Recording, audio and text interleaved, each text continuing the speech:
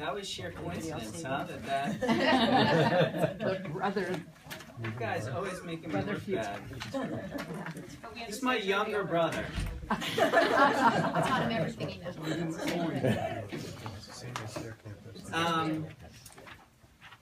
All right, so we're happy to be here. This is our team. I'm Jacob Fine, Director of Jewish Life and Director of Abundance Farm over here at CBI. I'm just going to let everyone introduce themselves. Everyone, my name is Neely Simhai, and I am the 7th grade teacher for Alma. And I also help out on the farm and work on the farm. What's your title with the farm? I have a new title. As of this week, I am the Farm Education Director. I wasn't sure if it's official yet. So it's the first time everyone's hearing about it. I'm Eve Weinbaum.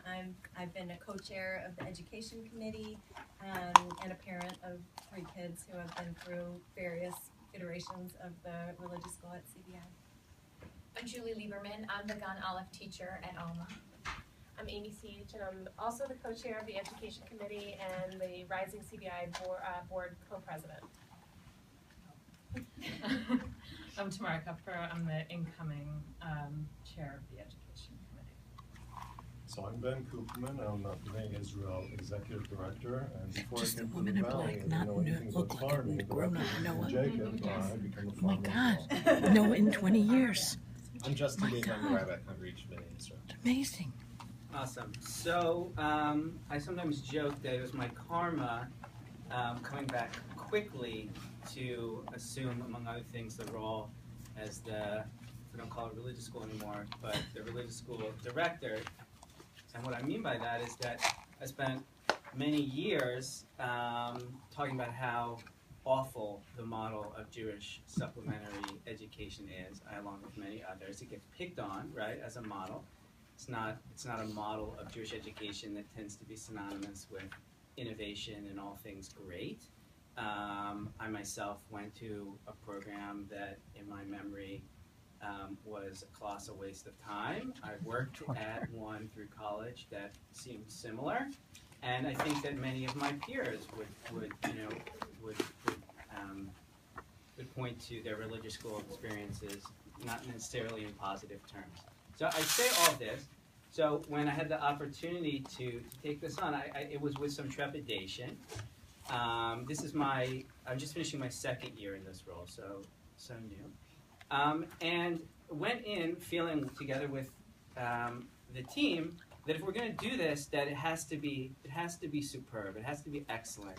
We have to try to really set the bar for what this model that has inherent challenges, the most significant one, I think, being that we're working with kids for 4.5, 5 hours a week, that we have to shoot for the stars, and we have to kind of reimagine what this educational model could look like, take advantage of a number of new and exciting best practices that are happening around the country, but also keeping in mind who our community is, and really figuring out a model that works best for us.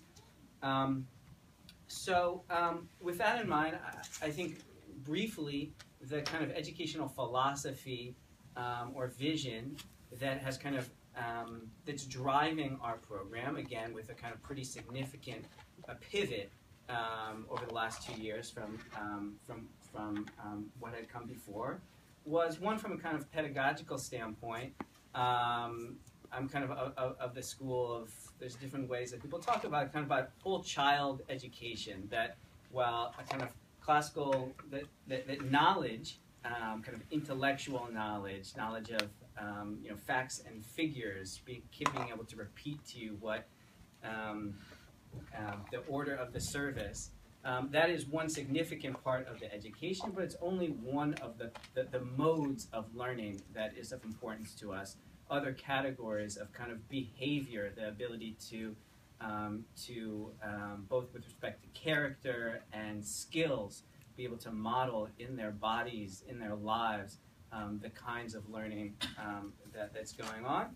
Attitude, feelings, a feeling of being part of the Jewish community, a feeling of loving being Jewish, that these are of equal importance to us. It's not just about the intellectual knowledge. So in order to do that, we realize that we need to teach through multiple modalities. It's not just a kind of classical teacher in the front of the room modality, but we really focus a lot on experiential education, hands-on skills for Pesach.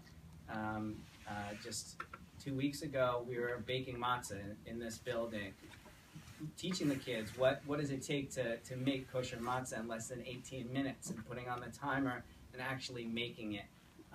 We planted horseradish out on the farm, and then we dug it in advance of Pesach with snow still on the ground. The kids are bringing that back to their Seder. So this kind of full-body experiential learning. So that being one. Two, really realizing that this program needs to focus on families, not just on the students. That ours is an age and a community where if we focused primarily, exclusively, or primarily just on our students, that we're not going to be able to realize the goals that we've set. So really trying to move more and more in the direction of family education models, working both with kids and parents together, and with parents themselves, and we'll hear more from others about what that looks like. The third piece is really the significance of integrating, our program is called Alma, Alma into the life of the synagogue. Too often, supplemental schools are really operate in silos outside of the context of the rest of the vitality of the synagogue. That was one of many motivations why when I came on, we moved from a Sunday model where the kids would enter an empty building on Sunday morning to Shabbat school, where that's the most vibrant day in the life of our synagogue. We, in all kinds of ways, are doing everything that we can to really draw the parents in. Say, it's the expectation is not just you're dropping your kid off, but we have programming for parents. If the regular service is not, for whatever reason, a draw for them, classes for parents, family programming, and that kind of thing. So really focusing on the family and the integration with the larger synagogue. And then lastly, and why we named ourselves Alma, Alma means, it's Olam in Aramaic. So Alma means world. That ours is a program that we're trying to at all times, as much as we can, teach a Judaism, model a Judaism that's deeply connected to the state of today's world, where it's relevant that our kids are not just, it's not a nostalgic kind of education, but it's an education where we're meeting these kids and these families where they're at in their lives, such that Judaism can ring as relevant to their own lives in the here and now. Great. So I think with that, I want to turn it over to Rabbi David just to kind of briefly speak. Great. Yeah. So very briefly, I'll say this, that Alma has transformed our experience of Shabbat morning. And I had a self-interest in seeing Alma transform, not only for the educational benefit of the kids and families, but to enhance the vitality of the shul. I'm going to use a visual model. Traditionally, as a rabbi, I thought, well, you have Shabbat morning, and people come in, and the same people come week after week, and maybe we get a few more, but it's kind of like a linear model, and it gets to be a drag, because how often can you count on the same wonderful people coming week after week? It's very hard to attract people to Shabbat morning services. We just know that. But with Alma, what we've created is a self-nurturing feedback loop, because you have parents coming in and they're schmoozing with their friends, they're having a nosh, they're learning with Jacob, and maybe they'll drop in at the service at the end. Maybe they won't drop in at the service at the end, but they'll come to Kiddush and they'll connect with other people. Or maybe you have people who've always come to services, but now that Alma's on Shabbat and there are these other supplementary programs, they're going to check something out, and maybe that excites them spiritually, so that when they come back into the services, they'll do it with a new enthusiasm. Or maybe they'll challenge me and they'll say, hey, Rabbi, we're doing this in Torah yoga or whatever. Why don't you do this on the Bima? And that would really be wonderful. And so what Alma has done has been to help me and our community realize our vision of what a Shabbat experience is like. Not just sort of a uniform, unifocused kind of thing, but a place where any number of people from any number of backgrounds and walks of life can come and have an experience of multiple modalities. And it's really made a tremendous change at CBI. Anyone have anything? Yeah, so as you all know, I know a lot about numbers, and I deal with numbers on a daily basis. I can tell you for a fact, I know what Alma has done to CBI, and I also know that the hopefully increasing yearly allocations that Federation makes to CBI play a very big role in making our numbers work. And we all know that religious schools don't make money, and we really need allocations. We need whatever we can get. And I just want to say it has made a difference in the 4 years I've been here. I've seen it before Alma, and I'm seeing it after Alma. And there is a lot of community involvement that we didn't have before. And people are getting engaged, and we have new members as a result of Alma, believe it or not. That's what happens. Jacob and his team gets them involved in the school, and they come to the synagogue, they participate, and all of a sudden they want to become members. So it's helping everyone. So I hope you continue with the good work that you're doing for us. What's your current enrollment? The current enrollment is 42 students. At what grade level? It's K through 7. And number of congregant families or unit families? 340 family units. Amy? So the way the Shabbat morning plays out is families come and drop their children off at 9:30, and from 9:30 to 10 we sort of have a schmooze where we have coffee and snacks, and then from 10 to 11 that's when Jacob does his learning, and then from 11 to 12 for parents while the kids are in classes. And from 11 to 12, we have this great these wonderful family engagement programs. And we rotate them every week, so about once a month it's a different program.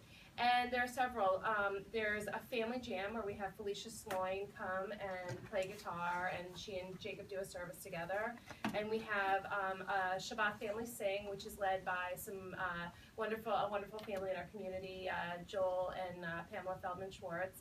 And they come and they lead Shabbat songs, or just Jewish songs for 45 minutes, which is really well attended. We have Torah Improv, which is an amazing program led by blanking on her name, but she does different improv Heidi Haas, right? And she does different improv programs with the kids where they act out different stories from Torah, and especially for kids of a certain age, between like 2nd and 5th grade, they really connect to that and they really respond to that. So it's a really innovative way to get them to kind of learn the weekly parsha. And then the last thing we do is Torah Yoga, which is also a really great way for them to connect in a different way, where they get to bring their whole body involved, and they're not just sitting in a classroom and being lectured to. They're really involved in the learning process. It's very experiential learning. So that's really a great way to engage the families. So the families participate, and so it feels like, everybody's involved and everybody's learning and connecting. It's very community building.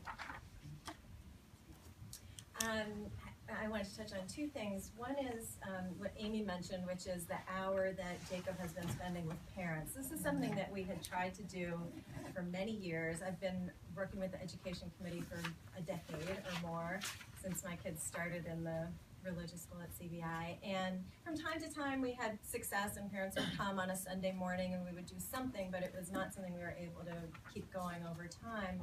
And partly by moving to Shabbat, bringing in the coffee and snacks in the morning, and really through Jacob's, availability and teaching and openness, parents are coming every Saturday morning to just sit and learn. And whether it's about kashrut or about Pesach or about how do you wake up in the morning and what are Jewish ways to wake up and to go to sleep, parents have given us incredible feedback on this and have said that this is like the most meaningful Jewish conversation they've had in the past 30 years, or ever.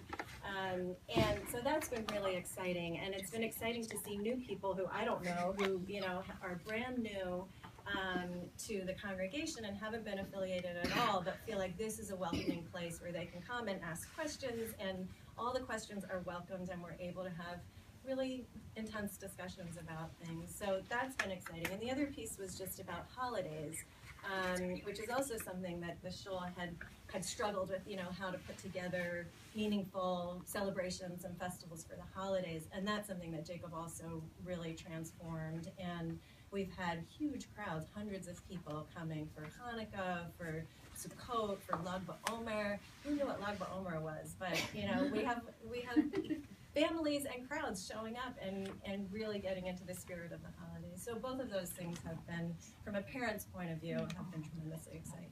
Well, can I just, because we're running out of time and we do want to visit the farm. Great. Okay. Yeah. So, can I just ask two questions, and then any other question, you'll probably get many other questions, but they'll be transmitted to you afterwards. Okay, great. One, what's your tuition? And two, what percentage of your students get tuition assistance? Can I add a third to that too? So we Please. have, and how much of tuition actually covers the expenses of the school? What's the difference between what tuition covers and what the synagogue covers? Okay. The third one is, I think, a more challenging calculation. The tuition is, so the 2nd through 7th graders are twice a week, and the Gan Aleph class, Julie's class, is just on Shabbat. So the tuition is like $11.50 for the twice a week, and it's like $9.50 for the once a week. And we're actually changing the percentages a bit next year, such that the once a week, it's more proportional. It's too much. It was a function of a time when it was, what, twice a 3 week? days. Twice, yeah. Three, It was a mistake, and I think when the schedule looked different.